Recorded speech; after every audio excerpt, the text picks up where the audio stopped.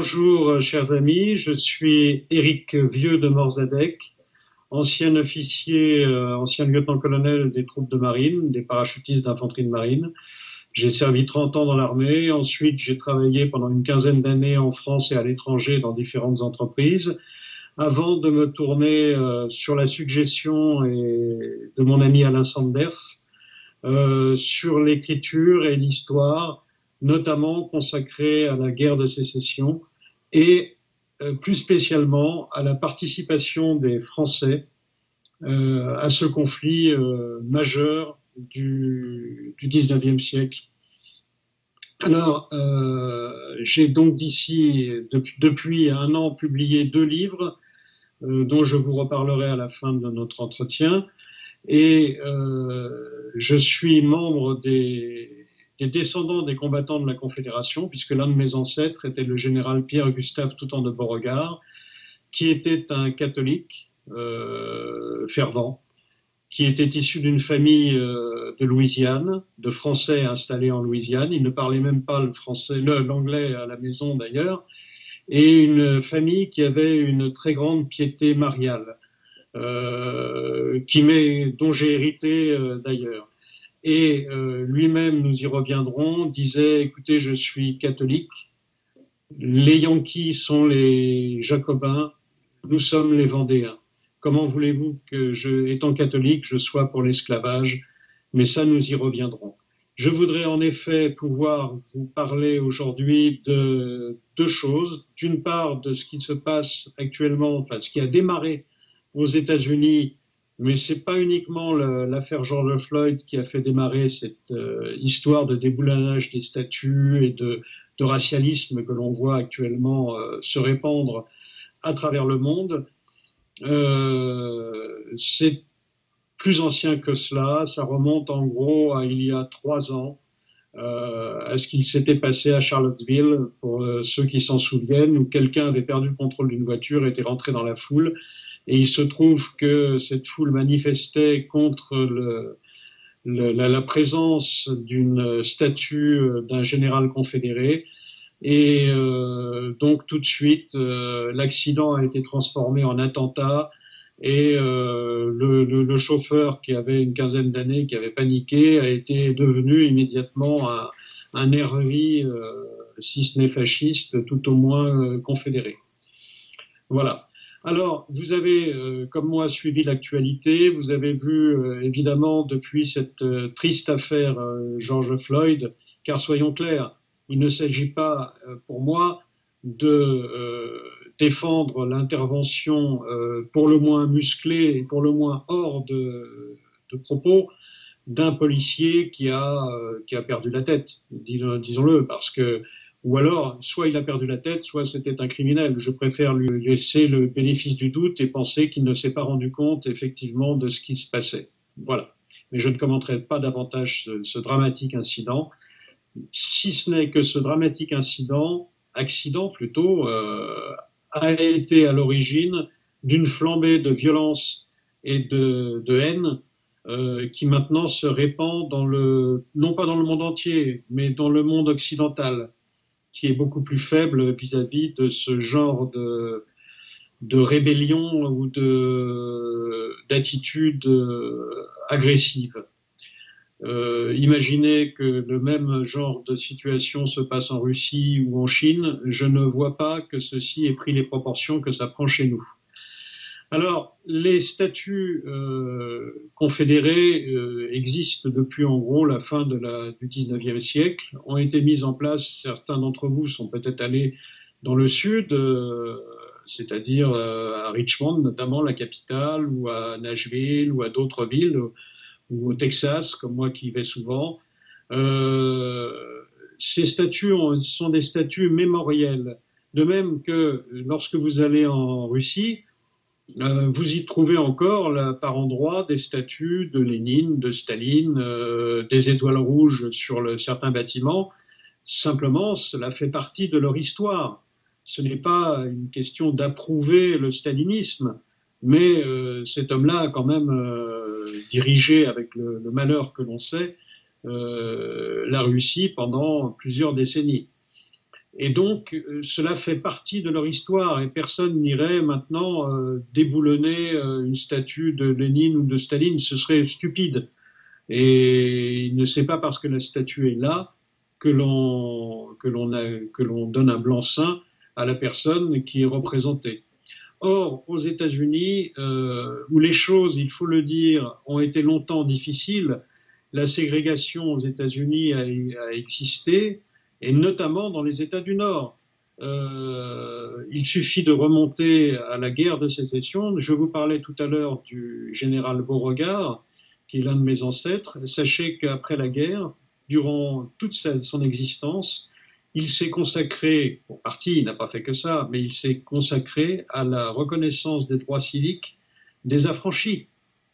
Ce qui, pour un général confédéré, pourrait maintenant surprendre, mais qui ne me surprend guère, puisque c'est quelqu'un de ma famille que je n'ai pas connu, bien entendu, mais dont j'ai beaucoup entendu parler. C'était un catholique fervent. Comment voulez-vous, comme il le disait, que je sois esclavagiste? Ce n'est pas possible. Ce à quoi d'ailleurs les protestants du Nord, les WASP, répondaient justement, vous êtes soumis au pape. Donc pour vous, l'esclavagisme est une chose courante. Enfin, vous voyez, avec des raccourcis comme ça, on va très loin. Alors maintenant, ce qui se passe là-bas, c'est une flambée de violence qui a pour origine non pas le mouvement racial en lui-même, mais qui est manipulé totalement par les antifas avec les Black Blocs, ce qu'on appelle chez nous les Black Blocs, hein, enfin, c'est à peu près la même chose, enfin, tout au moins c'est une extrême gauche prête à toutes les compromissions, que ce soit avec les islamistes ou avec d'autres mouvements comme ceux que l'on voit actuellement, qui se rapprochent plutôt des Black Panthers que des mouvements des droits civiques, et qui sont prêts à toutes les compromissions, avec derrière eux des gens, des pourvoyeurs de fonds, si j'ose dire, comme Soros, le dénommé Soros, qui finance tout ce qu'il peut de satanique sur cette planète. Et vous avez également, comment dire, une conjonction, un alignement des planètes, avec le fait qu'en fin d'année, il y aura les élections présidentielles aux États-Unis, que le président Trump, malgré tout ce que l'on en dit, tout ce que l'on peut penser de lui, a fait un travail qui n'était pas si mauvais que ça, et était en passe de remporter les élections. Et vous voyez comme ce grave accident est tombé fort à propos et a été très très vite récupéré par, alors par les Noirs, mais pas seulement, hein, je vous le dis, par les gauchistes qui se sont servis, se sont jetés sur cette opportunité pour promouvoir leurs idées, et leurs idées de façon, bien entendu, pas très démocratique, c'est le moins qu'on puisse dire, puisqu'il faut savoir qu'il y a des violences à peu près à 5 agressions par jour, et je parle d'agressions vraiment de vraies agressions, c'est-à-dire que ce n'est pas une petite claque, c'est parfois un coup de feu dans la tête, comme ont été victimes 3 policiers dont on ne parle guère d'ailleurs, hein, c'est tout à fait curieux, dont une femme qui était mère de famille, qui a été abattue froidement en pleine rue. Et ce sont des agressions physiques, y compris sur des personnes âgées, parce qu'elles ont simplement le tort, entre guillemets, d'être blancs et d'être au mauvais endroit au mauvais moment. Alors ce déchaînement de violence à la fois physique, mais également, je dirais, intellectuelle, fait le creuset, enfin prend sa racine dans l'ignorance, en fait. L'ignorance est le berceau de tous les totalitarismes. Ces gens-là mélangent tout. Ils vont déboulonner les statues de Washington, ils vont déboulonner les statues de Christophe Colomb. Christophe Colomb, que je sache, n'a jamais eu d'esclaves, n'a jamais transporté d'esclaves aux États-Unis, enfin, qui n'existait pas encore, en Amérique tout au moins. Alors il a ramené quelques Indiens. Mais ces Indiens qui ont été ramenés ensuite ont été, pour ceux qui ne sont pas morts, parce que certains ont attrapé des maladies, malheureusement, dont ils ne pouvaient pas se remettre, mais les autres ont été raccompagnés, si j'ose dire, remis en liberté dans leur pays d'origine. Alors, En fait, c'est l'ignorance totale. On mélange tout. On veut débaptiser Washington. On veut interdire un film comme Autant en emporte le vent, qui n'a rien de raciste. Votre famille, pas moi. Oh, je vous ai dit et redit que pour avoir l'air d'une jeune fille convenable, il fallait manger en public comme un petit oiseau. Et moi, je tiens pas à ce que vous alliez chez Monsieur Jones-Busk pour vous tenir comme une fille de ferme et vous gaver comme un goy. Ashley Wilkes m'a dit qu'il aimait les femmes qui avaient un solide appétit. Ce que les messieurs disent et puis ce qu'ils pensent, c'est pas la même chose. Et je me rappelle pas que Monsieur Ashley vous ait demandé en mariage. Il faut savoir d'ailleurs que la dame noire qui jouait le rôle de la nounou de Scarlett O'Hara dans le film, pour ceux qui s'en souviennent, est la première actrice noire à avoir remporté un Oscar à Hollywood. Je pense que si les jurés des Oscars avaient été racistes, ils n'auraient pas décerné ce prix prestigieux. Donc, vous voyez, on mélange absolument tout, mais tout est bon. De toute façon, quand on veut tuer son chien, on dit qu'il a la rage. Et là, tout est prétexte à violence, à violence verbale, à violence physique, comme je vous l'ai dit. Il faut savoir que, par exemple, le général Forrest, qui était un grand général de cavalerie de l'armée confédérée, était inhumé auprès de son épouse. Les gauchistes ont saccagé, profané la tombe des époux, Forrest, et je vous passe sur les détails de ce qui s'est passé avec les ossements de ces deux personnes, car ce serait indécent et indigne. Mais vous pouvez l'imaginer, ce que certaines égéries gauchistes ont fait avec les ossements de l'épouse et du général lui-même. Mon association, les descendants des combattants de la Confédération, a réussi à récupérer les restes du général et de son épouse, et nous allons procéder à une réinhumation digne de ce nom, avec l'accord des autorités américaines et bien sûr de la famille du général Forrest. Alors, pourquoi? Le général Forrest a été l'un des fondateurs du Ku Klux Klan. Mais le Ku Klux Klan du début n'était pas le Ku Klux Klan qui ensuite a dévié, si j'ose dire. Et d'ailleurs, le général Forrest lui-même a dénoncé cette déviance plutôt raciste et haineuse, et a démissionné de ses fonctions. Donc, encore une fois, vous voyez, on se trompe d'ennemi. Il faut savoir que avant la guerre de sécession, le président, celui qui allait devenir le président Lincoln, était un des fondateurs du Parti républicain et a écrit de sa propre main que sur la Terre, pour lui, il y avait deux races, la blanche et la noire, et qu'il ne concevait en rien qu'un noir puisse devenir citoyen des États-Unis, puisse devenir électeur, puisse même épouser une blanche. Et c'est signé Abraham Lincoln. Vous voyez qu'on est loin des clichés habituellement galvaudés par les uns et les autres. Le général Lee, qui est très, très, très connu, qui a été le grand chef d'état-major de l'armée du nord de la Confédération, si j'ose dire, enfin de l'armée confédérée, l'armée de la Shenandoah et l'armée du Potomac, était anti-esclavagiste. Lorsqu'il avait épousé celle qui allait devenir sa femme, il a hérité de la propriété de la famille de son épouse, qui est maintenant le cimetière national d'Arlington à Washington DC, mais qui est de l'autre côté du Potomac, sur la rive sud, et donc qui est en Virginie. Et il y avait 200 esclaves qui travaillaient sur la propriété. Le général Lee qui n'était pas encore général, qui était colonel, les a immédiatement affranchis, et tous sont restés travailler sur la propriété. Là, encore une fois, vous voyez, on est loin de la case de l'oncle Tom, dont l'auteur, d'ailleurs, n'avait jamais mis les pieds dans le Sud. Vous voyez, la désinformation n'a pas commencé aujourd'hui. Donc, si vous voulez, cette vague de violence se répand comme une traînée de foudre, parce qu'elle est l'occasion également, il faut le dire, pour certains gangs, certaines racailles, comme on peut... Moi, je les appelle, parce que j'ai horreur de dire les jeunes. J'ai des enfants qui sont jeunes, qui ne sont pas comme ça. Et eux-mêmes se trouvent, ennuyés par cette généralisation quand on dit les jeunes. Tout ça pour ne pas appeler un chat un chat. Hein. Faut être clair. Et là-bas, aux États-Unis, vous avez beaucoup de gangs etc., qui profitent de cette situation, bien entendu, pour exercer des violences, des pillages, etc. Et à mon avis, on n'en est pas très loin en France. Hein. Alors la France a récupéré certains Français, enfin Français et étrangers réfugiés en France, ou venant profiter des bienfaits de notre beau pays, se sont jetés sur cette opportunité, sur ce mouvement, alors que, il faut le répéter, l'histoire des Noirs qui sont chez nous, de nos amis et de nos compatriotes noirs, n'a rien à voir avec l'histoire des Noirs américains.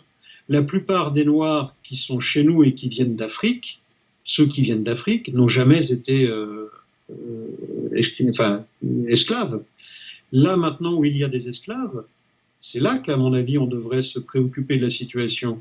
C'est dans certains pays du Moyen-Orient, et vous voyez, suivez mon regard, si vous voulez. Mais il est plus facile d'aller saccager, bien entendu, la statue de Colbert que d'aller en Libye délivrer les gens qui sont vendus actuellement à peu près $140 sur les marchés aux esclaves de Tripoli.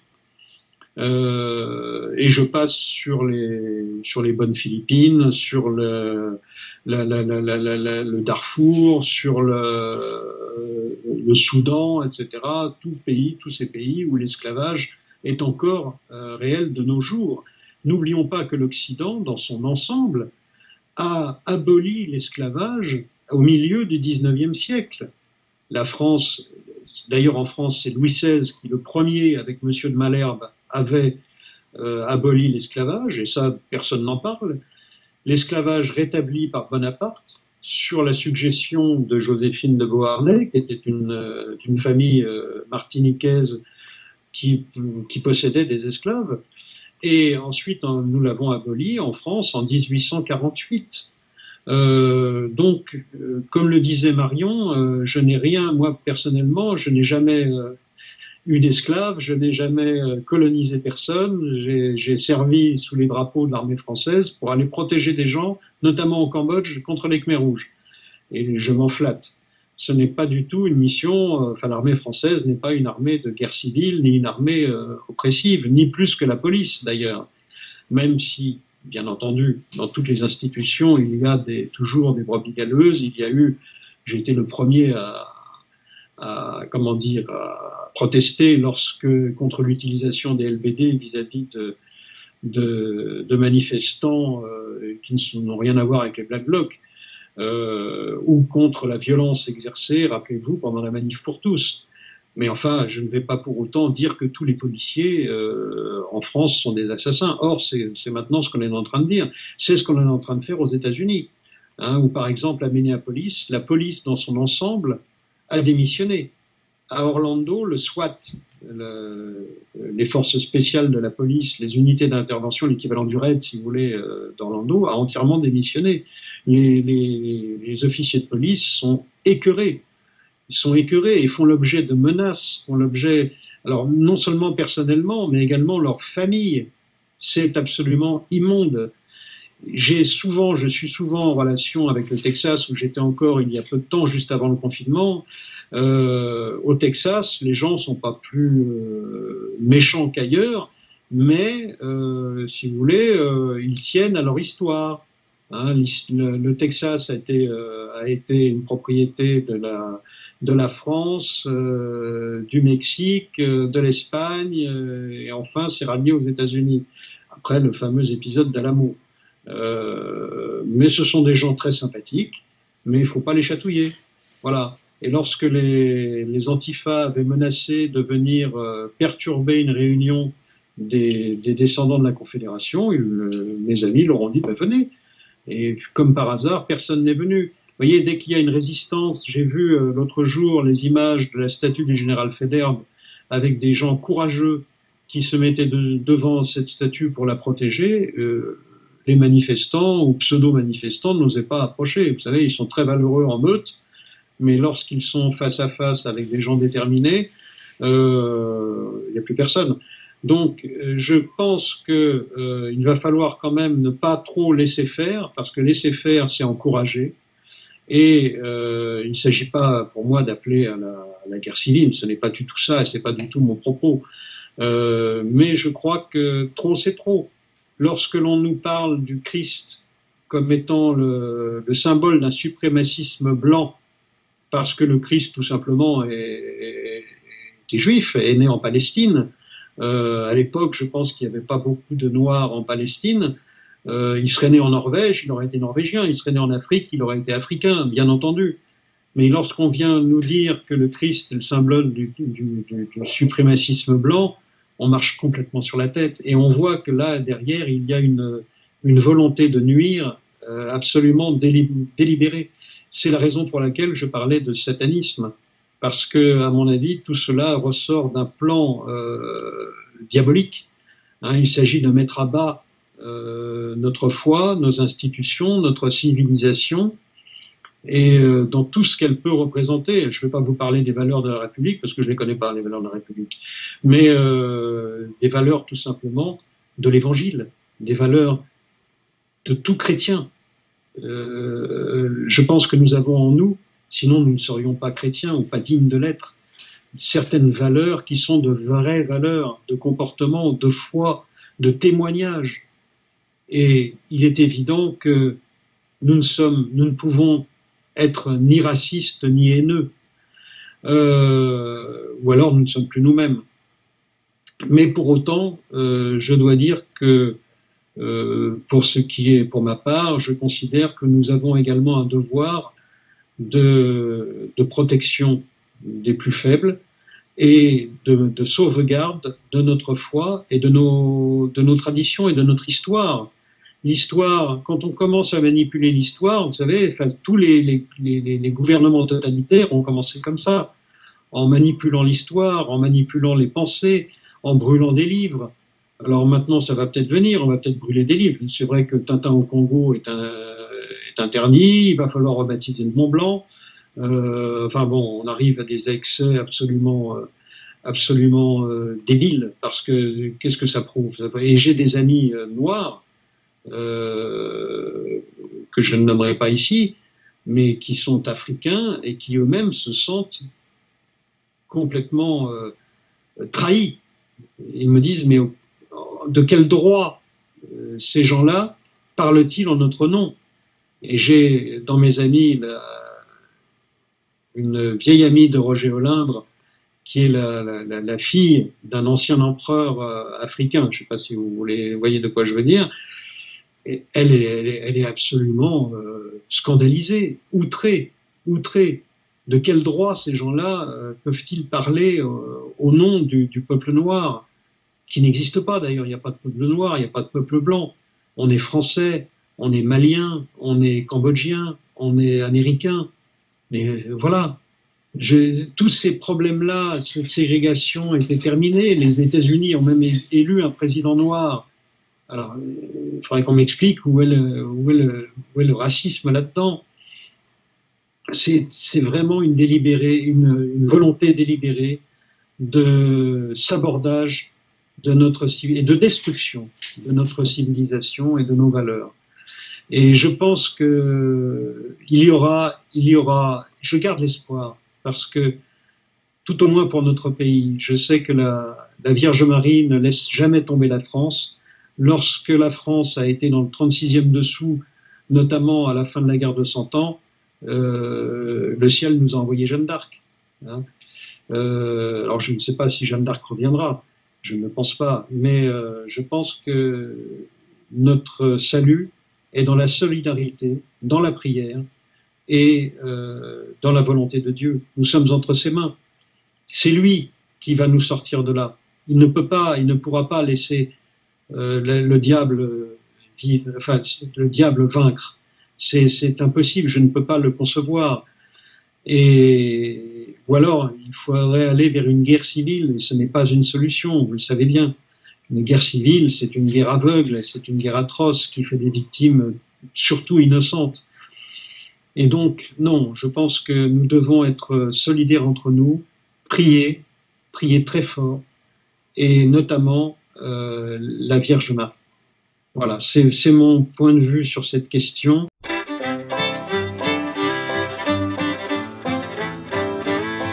Dans un deuxième temps, je vais quand même resituer quand même les choses dans leur contexte, parce qu'on parle beaucoup de la guerre de sécession, mais les gens parlent en fait souvent sans connaître. Ce sont les vainqueurs qui ont écrit l'histoire. Bien entendu, c'est souvent malheur aux vaincus. Il n'y a qu'une seule guerre d'ailleurs qui a été écrite par ces vaincus, c'est la guerre d'Espagne. Hein, on a l'impression maintenant que ce sont les républicains qui ont gagné, en oubliant bien entendu de parler des atrocités qu'ils avaient commises. Mais ça, c'est une autre histoire. Pour ce qui est de la guerre de sécession est une guerre terrible qui a duré de 1861 à 1865. Et pour vous donner un ordre d'idée, elle a fait plus de victimes au combat que toutes les guerres menées par les États-Unis au XXe siècle, c'est-à-dire la guerre des Philippines, la guerre de 14, la Deuxième Guerre mondiale, la guerre de Corée, la guerre du Vietnam et toutes les guerres d'Irak et d'Afghanistan comprises. La guerre de sécession a démarré donc en 1861.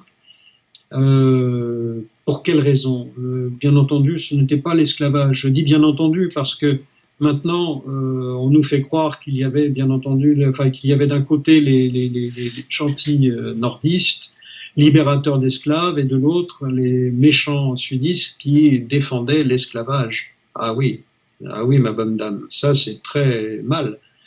Mais seulement ce n'est pas aussi simple que cela. Je vous l'ai dit tout à l'heure, Lincoln d'ailleurs a ajouté lui-même, si je pouvais faire cette guerre sans libérer un seul esclave, je le ferais.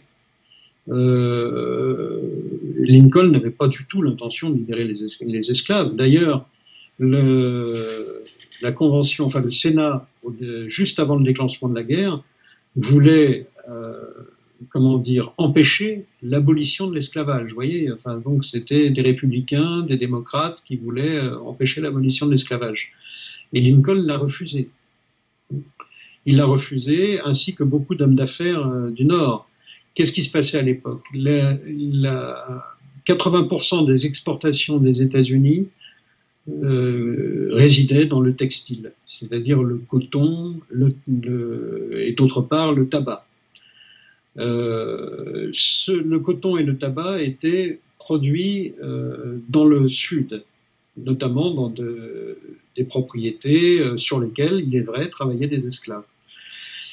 Ensuite, la matière brute, si vous voulez, était exportée vers le nord, les États du Nord, les États yankees, et où le coton était manufacturé et ensuite exporté, essentiellement d'ailleurs, vers la France et vers la Grande-Bretagne, dont les industries textiles dépendaient en grande partie de cette importation venant des Amériques. Or, à un moment donné, les hommes d'affaires du Nord ont imposé une barrière douanière absolument démesurée envers les États du Sud, taxant de 60% tout ce qui venait du Sud. Ce à quoi les sudistes ont répondu, écoutez, ok, vous êtes gentils, mais nous allons manufacturer nous-mêmes et nous allons exporter nous-mêmes. Il y avait quand même 85 ports dans le Sud qui permettaient éventuellement d'exporter correctement les marchandises vers l'Europe. Et là, les hommes d'affaires du Nord se sont trouvés en risque de faillite, bien entendu. Ils n'avaient plus de matières premières, ils n'auraient plus de matières premières. Et ils ont, entre autres, c'est pas la seule raison, ils ont poussé Lincoln à l'intervention militaire. Je dis que ce n'est pas la seule raison parce qu'il y a une raison également qui est souvent occultée. Il faut savoir que certains journaux du Nord, notamment à Boston et à Washington, avaient titré « Il faut exterminer les catholiques ». En effet, le catholicisme était beaucoup plus présent au sud qu'au nord, le nord étant traditionnellement protestant, blanc, etc. Le sud étant en partie composé d'immigrés français, qui étaient pratiquement tous catholiques, d'immigrés espagnols ou hispanisants, tous catholiques, et le catholicisme était très répandu dans le vieux sud. Alors, il faut exterminer les catholiques, oui. C'est-à-dire qu'il faut mettre fin à cette dépendance d'une partie de nos compatriotes vis-à-vis du Vatican, vis-à-vis de Rome, etc. Vous voyez, enfin, bon.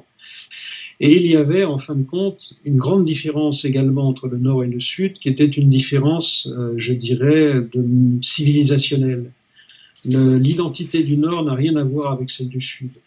Le Nord est industriel, industrieux, commerçant. Le Sud était beaucoup plus traditionnel, beaucoup plus rural. On y aimait la douceur de vivre, on y lisait le français, les gens étaient férus d'histoire, férus de littérature. Dans le Nord, on était plus férus d'argent. Et tout cela mettait ces deux parties des États-Unis en opposition constante. Et lorsque la Caroline du Sud décide de faire sécession en décembre 1860, elle est très vite suivie par d'autres États, 7 États au départ, et ensuite on arrivera à un total de 13 États qui ont fait sécession. Mais je précise qu'ils avaient le droit de le faire. C'est-à-dire que les pères fondateurs des États-Unis d'Amérique avaient bien pris la précaution de mentionner que l'union était, si j'ose dire, et sans jeu de mots, une union libre, c'est-à-dire que chaque État adhérait à l'union, mais était libre de la quitter selon son bon vouloir. Et donc, ce qu'a fait Lincoln en voyant cette sécession se répandre, il a aboli la Constitution, il a aboli les droits civiques, il a aboli l'habeas corpus, il s'est assis sur tout cela et il a déclaré une guerre à qui? Il n'y avait pas d'État, donc il a fait envahir ses propres États sans autorisation ni du Congrès ni du Sénat. On voit donc que là, ce sont quand même des mesures pour le moins totalitaires, dirons-nous. Hein. Voilà. Alors, il lève une armée de 75 000 hommes en 1861 avec pour mission d'envahir le Sud. Il veut en confier le commandement au général Lee, qui était colonel encore, mais qui avait une très grande réputation. Et le général Lee, convoqué à Washington, répond à son interlocuteur qui était ministre de la guerre, mais enfin, mon général, vous allez me demander de prendre le commandement d'une armée qui va envahir mon État natal, la Virginie. Comment voulez-vous que j'accepte? Et il dit, je ne croyais pas voir un jour le président des États-Unis ordonner l'invasion de ses propres États. Et le général Lee, enfin le colonel Lee, quitte les lieux, se rend à Richmond, où là, devant le congrès de Virginie, il accepte le commandement de la milice. La milice, rien à voir avec la milice française pendant la guerre, c'était si vous voulez, c'est ce qui a donné naissance à la garde nationale ensuite. C'était composé de volontaires qui étaient désignés, enfin qui se désignaient parmi les citoyens et qui étaient chargés de protéger tout simplement. Alors au tout début, c'était contre les Indiens, de protéger les colons, de protéger les villages, etc. Et ensuite, c'est devenu une institution. Et au Texas, ça a donné naissance, par exemple, au Texas Rangers, qui existe toujours maintenant. Donc voilà, les États-Unis, enfin les pays yankees, l'Union a déclaré une guerre contre un ennemi inexistant, puisqu'à l'époque il n'y avait pas d'État confédéré. Les États confédérés vont très vite se structurer et vont adopter une constitution d'ailleurs assez proche de celle des États-Unis, et vont installer leur première capitale en Alabama, à Montgomery, et ensuite à Richmond, pour des questions de commodité, parce que Richmond était beaucoup plus grand, il y avait un grand nombre d'hôtels, etc. On pouvait héberger les services gouvernementaux de façon beaucoup plus aisée. Le seul défaut qu'avait Richmond, si j'ose dire, c'est d'être à 150 km de Washington. Ce qui fait que pendant la guerre, vous imaginez bien que la ligne de démarcation entre Washington et Richmond va donner lieu à des batailles absolument épouvantables. Les États confédérés se retrouvent donc très très vite au nombre de 13, et il se trouve que les meilleurs généraux sont dans le sud. Rappelez-vous ce que je vous disais tout à l'heure, les Yankees, les nordistes étaient beaucoup plus attirés par des carrières dans le commerce, dans les banques, dans les affaires, alors que beaucoup des jeunes du sud faisaient West Point et rentraient là comme on rentre en chevalerie. Et donc, le Sud avait d'excellents généraux et officiers supérieurs et officiers, bien sûr. L'armée des États-Unis, avant le commencement de la guerre de sécession, était de 13 000 hommes. C'était une toute petite armée qui gardait les frontières, qui luttait contre les Indiens, etc., qui protégeait les colons. Mais ce n'était pas une armée comme à l'époque pouvait l'être sous Napoléon III, l'armée française ou l'armée prussienne. Rien à voir. Et donc, il a fallu improviser des deux côtés. La première grande bataille, qui va être la bataille de Manassas, la première bataille de Manassas, puisqu'il y en a eu deux au même endroit, va voir s'affronter des armées hétéroclites avec d'ailleurs de part et d'autre des uniformes parfois très semblables, ce qui va d'ailleurs donner lieu à des méprises et à des tueries fratricides. Mais les Yankees étaient tout à fait certains de balayer ces rebelles de malheur d'un revers de gant. Et donc la bonne société de Washington s'était rendue sur place avec, à grand renfort de cabriolets, de calèches, de napperons, de serviteurs noirs d'ailleurs, qui servaient le thé à ces dames en crinoline, etc.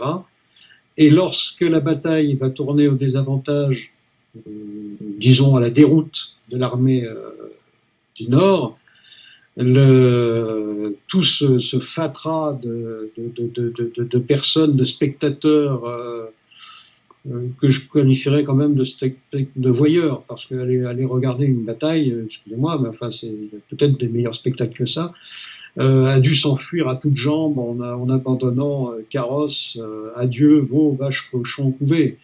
Hein, et ça a dû être assez délectable de voir ces gens-là s'enfuir à toutes jambes. Et la bataille, d'ailleurs, a été gagnée par le général Beauregard, qui avait sous ses ordres des hommes d'une très grande détermination. La motivation principale des soldats confédérés était la défense, en fait, de leur territoire, de leur famille, de leur lopin de terre, de leur maison, de leur existence. Ils étaient envahis, ils se sont défendus.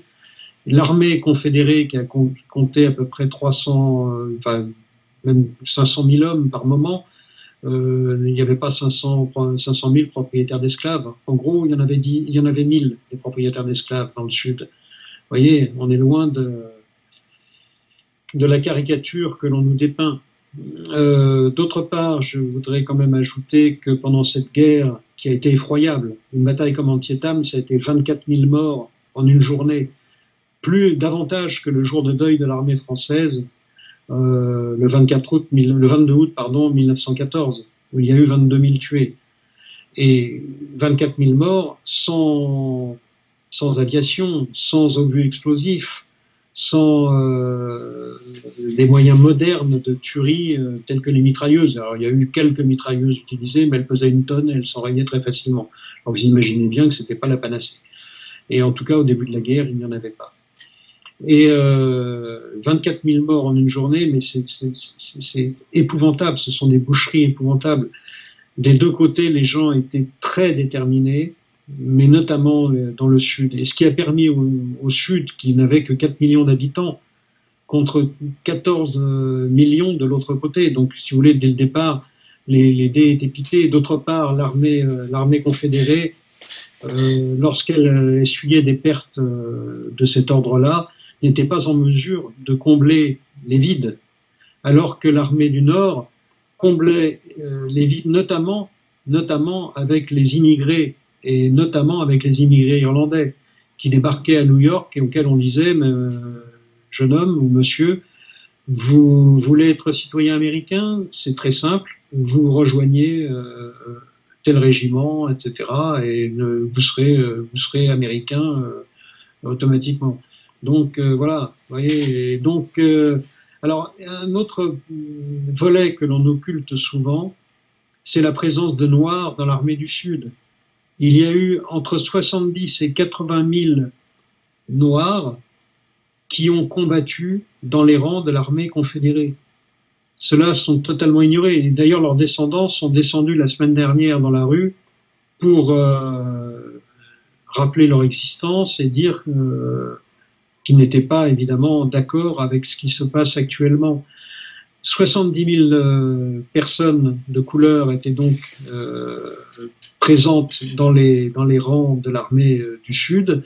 Et ces gens-là, alors il y en avait dans l'armée du Nord, mais dans l'armée du Nord, les personnes de couleur étaient regroupées dans des unités de couleur, les Colors Troops, comme on disait, avec surtout pas d'officiers noirs, bien entendu. Non, non, c'était des officiers blancs qui encadraient des soldats et quelques caporaux et sous-officiers noirs. Mais il n'y avait aucun officier de couleur. Dans l'armée du Sud, vous avez eu des officiers de couleur. Les combattants n'étaient pas dans des Colors Troops. Ils étaient mélangés avec leurs camarades blancs, ils étaient mêlés à eux, ils souffraient avec eux, ils mouraient avec eux, ils combattaient avec eux, à leur côté, tous ensemble. Vous voyez la différence d'état d'esprit.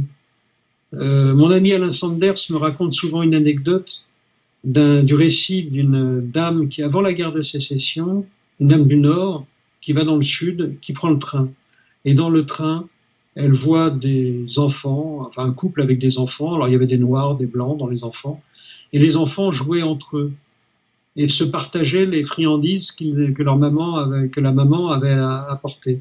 Et la personne du Nord était absolument scandalisée que les Noirs puissent s'asseoir à côté de Blancs, etc., puissent jouer et encore plus partager des friandises. Vous pensez, quel drame! Et c'était une personne du Nord. Les mentalités dans le Nord étaient très, très, très ségrégationnistes. On l'a vu après la guerre, d'ailleurs. La ségrégation dans le Nord a été terrible, davantage que dans le Sud. Alors, je ne dis pas que dans le Sud, tout était idyllique, tout était beau. Ce n'est pas ce que je suis en train de dire. C'est ce que je veux dire, c'est que, encore une fois, la caricature ne reste qu'une caricature. Et la vérité est bien loin de ces caricatures. Je vais, pour terminer, vous citer également le fait que ce que l'on oublie souvent de mentionner, c'est que l'armée du Nord a perpétré des crimes de guerre absolument odieux. Et je ne dis pas qu'il n'y a pas eu des exactions de la part de soldats du Sud, mais ces exactions étaient le fait d'individus. Alors que pour le Nord, comme pour les guerres de Vendée, c'était planifié, c'était voulu. Les ordres écrits existent, ont été donnés par le président Lincoln et par le général Grant. Lorsque le général Sherman a fait sa marche à la mer d'ouest en est pour dévaster le Sud, et c'est ce que l'on voit d'ailleurs dans le film Dont on emporte le vent, l'incendie d'Atlanta, c'est cela. D'ailleurs, à Atlanta, lorsqu'il a pris Atlanta, il y a 3000 personnes, femmes et enfants uniquement, qui ont été déportées et que personne n'a jamais revues.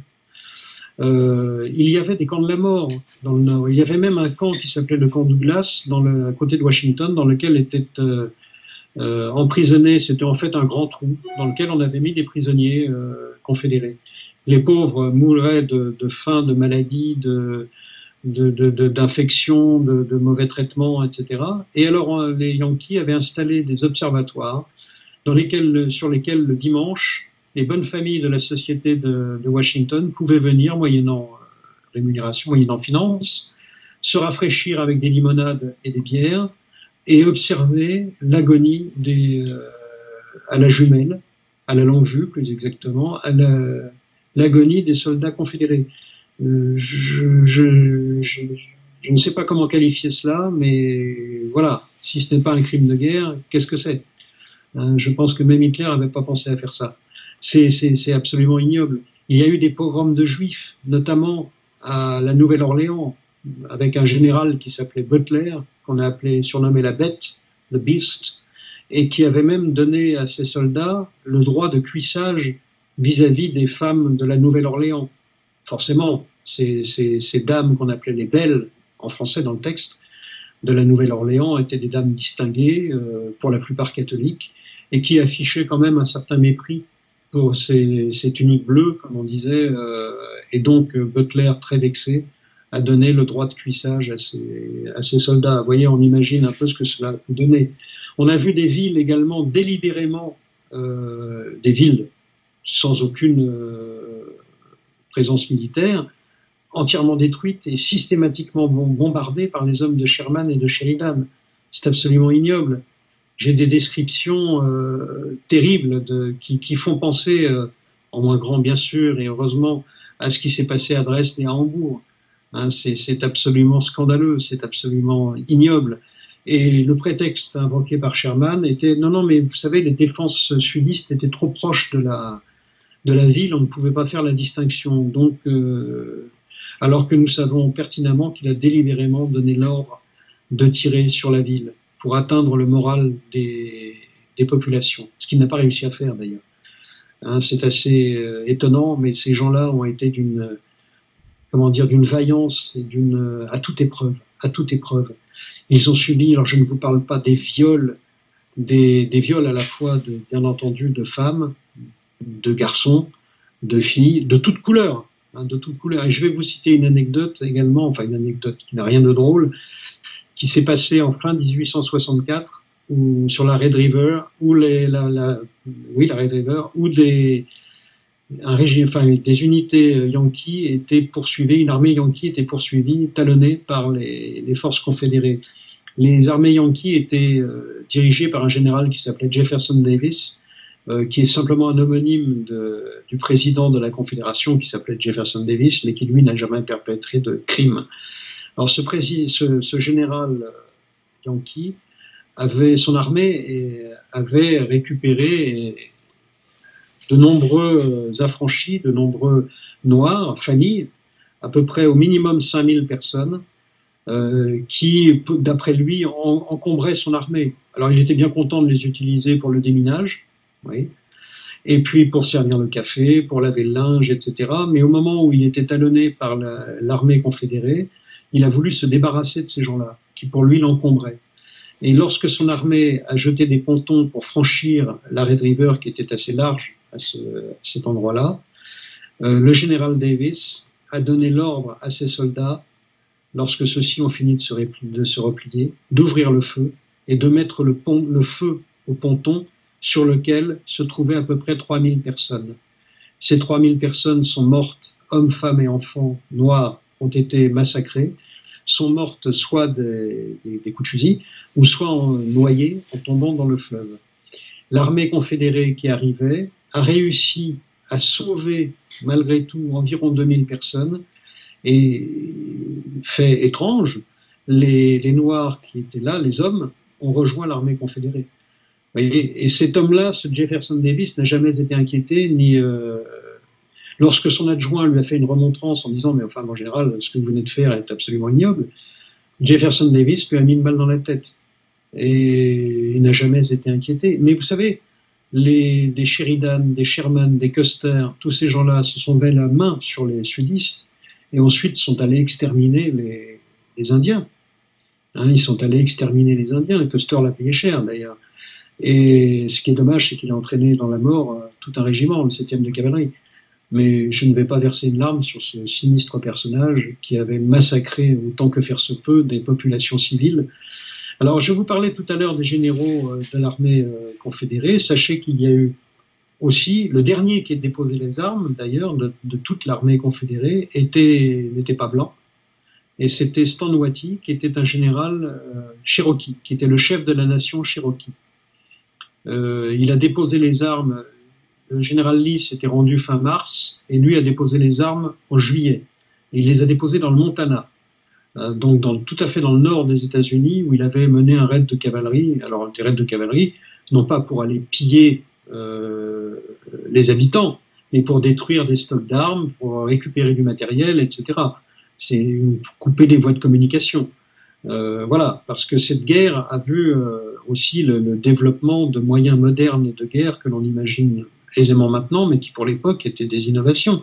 Les sous-marins, les bateaux cuirassés, le télégraphe, l'utilisation du train à des fins stratégiques, notamment chez les confédérés, les fusils à canon rayés, les fusils à répétition, les carabines à répétition, les mines, les roquettes, etc. Enfin, ça a été une guerre, comme beaucoup de guerres, qui a donné lieu à beaucoup d'innovations, mais à des atrocités épouvantables.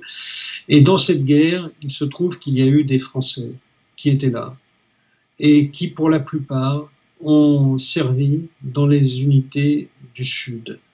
Alors, bien entendu, ce sont des gens qui sont totalement cultés, oubliés par la doxa actuelle, la doxa bien pensante, qui n'a que des œillères et qui voit que ce qu'elle veut voir.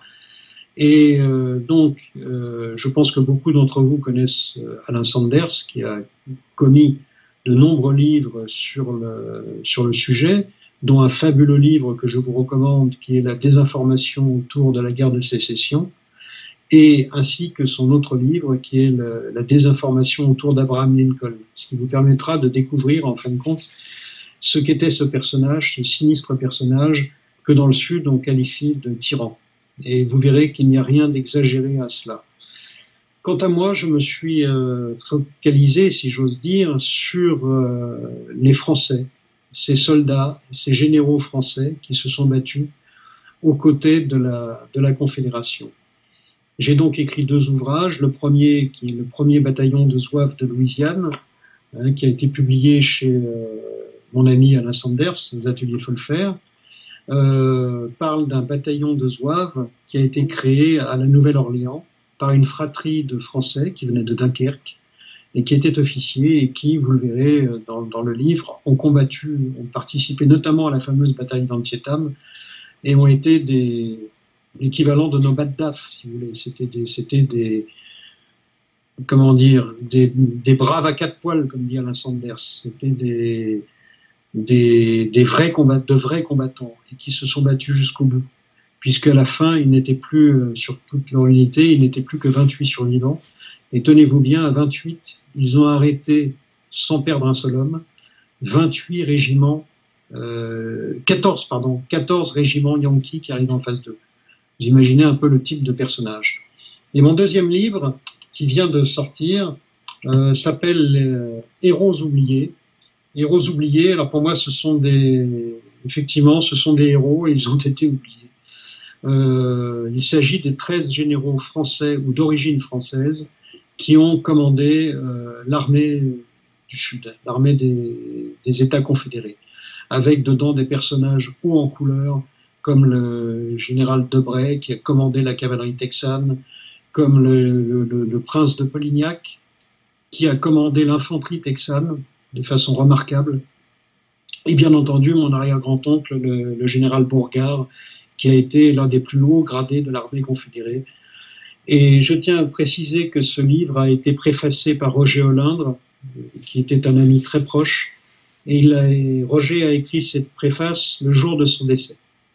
Voilà, donc vous imaginez ma stupeur lorsque j'ai découvert sur ma boîte mail la dédicace de Roger après avoir appris son décès. Je déjeunais avec lui le jour de son décès, il m'avait dit oui, je vais t'écrire ta préface, mais je rentre parce que je suis un peu fatigué. Je ne m'étais pas outre mesure inquiété, à 91 ans, on a le droit d'être fatigué. Malheureusement, il nous quittait dans la nuit.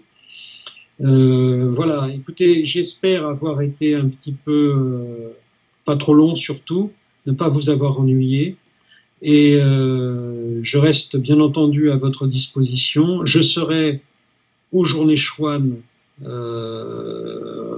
crois que c'est début septembre, où je dédicacerai mes livres, et je serai au Bleu Blanc Rouge à Rungis. Je crois que c'est au mois d'octobre. C'est mon ami Roland Elie qui organise, et c'est à chaque fois un grand bonheur de participer, de se retrouver entre nous. Voilà, de retrouver des amis nationalistes et des amis de valeur. Voilà, parce que nous partageons tous cette foi qui me maintient. Je maintiendrai. Moi, j'ai essayé de maintenir, et je dois avouer et reconnaître en grande partie grâce à la Sainte Vierge. Voilà. Je vous remercie pour votre attention et je vous dis à la prochaine fois.